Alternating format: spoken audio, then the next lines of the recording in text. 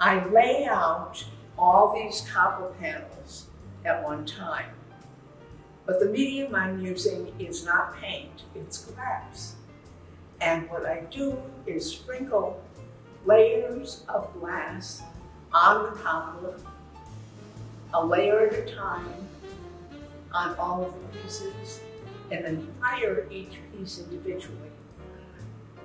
Each piece may be fired as many as 5 or 6 or 8 times. So on a piece like this with 39 panels, you can do the arithmetic and tell me how many firings I had.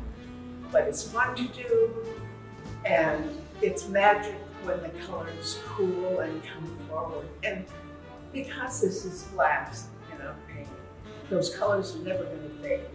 And the jewels sparkle in direct light.